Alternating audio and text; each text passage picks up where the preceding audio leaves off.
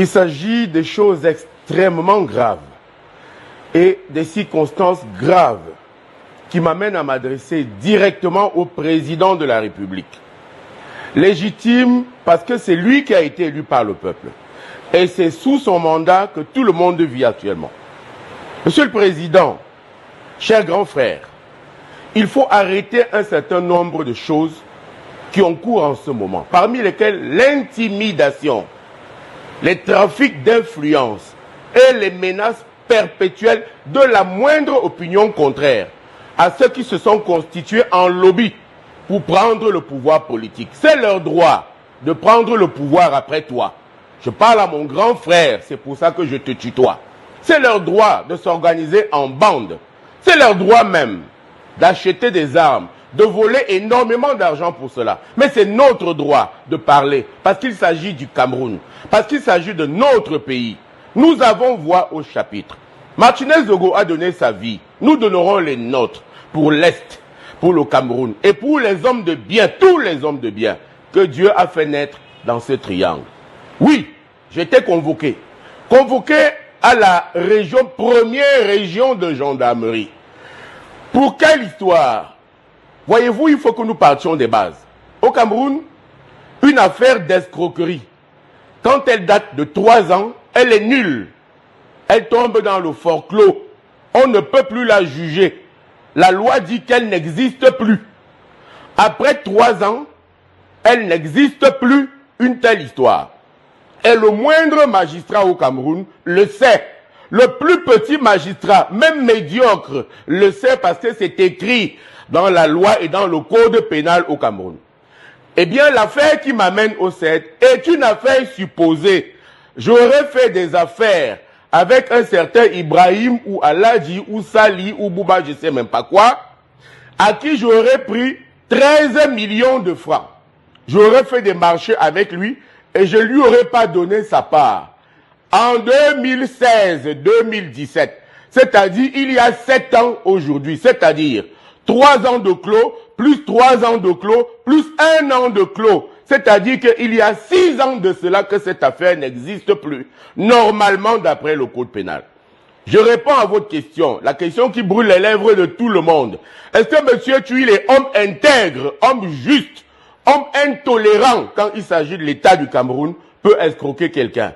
Messieurs du Cameroun et d'ailleurs, M. Tuile n'a jamais vu 2 millions à la fois. M.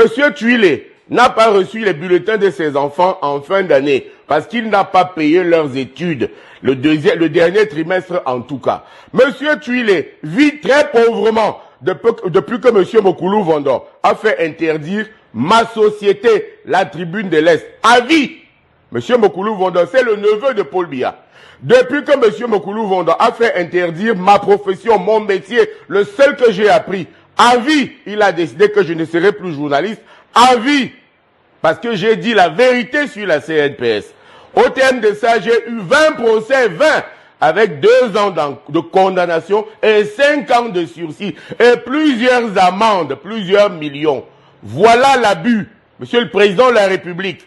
Cher grand frère, cher beau-frère, voici ce que je viens te dire aujourd'hui, que c'est devenu irrespirable. Parce que nous parlons de l'éveil de l'Est depuis un certain temps.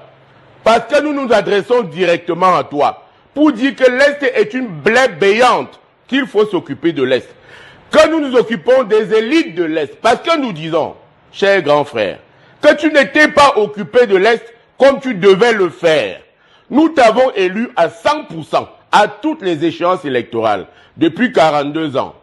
Au contraire de quoi tu as nommé chez nous des gens médiocres, qui ont très mal représenté notre région, qui ont tous les femmes d'ailleurs, qui ont tous bâti leur maison ailleurs, qui ne vont presque jamais chez nous. Nous disons, ce n'est pas les meilleurs d'entre nous que tu as nommés. Les lobbies qui les ont choisi parmi les plus mauvais, pour faire passer l'idée qu'à l'Est, on est médiocre.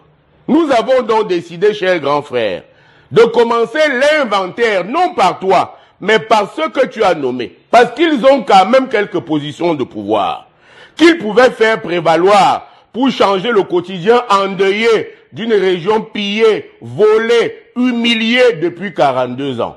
Voilà pourquoi ces élites sont allés tromper le procureur de la République, qui lui-même connaît la loi, qui sait qu'une affaire qui date depuis 3 ans est close, de réveiller une affaire fausse qui date depuis 7 ans, c'est-à-dire close depuis 7 ans. Voilà pourquoi je suis allé à la grande région. On me dira après dans les coulisses, va te réconcilier avec les élites de chez toi. C'est elles qui sont allées activer cette affaire auprès du procureur de la République. Il ne s'agit pas de se réconcilier avec des élites. Il s'agit de commencer à travailler enfin pour les partenaires politiques. Si c'est ton fils Frambia, s'il nous tend réellement la main, nous lui tendrons la nôtre. Si c'est Kamto, il nous tend la main, nous lui tendrons la nôtre. Si c'est M. Ngongo, si c'est M. Sadi, si c'est n'importe quel candidat, s'il préserve les intérêts de l'Est, si l'Est n'est plus une région de faire valoir, nous marcherons avec lui. Le moment est venu pour l'Est de parler. Grand frère, beau frère, j'étais donc à la gendarmerie le 30 mai et le 6 juin. Je tiens à remercier ici et à féliciter ici le lieutenant-colonel Mvogo Abandagui Hervé, patron de ce service-là qui m'a convoqué pour sa rectitude. Je tiens à remercier ici l'enquêteur, le sous-lieutenant Mboutou Stéphane, qui m'a entendu avec un de ses jeunes collègues.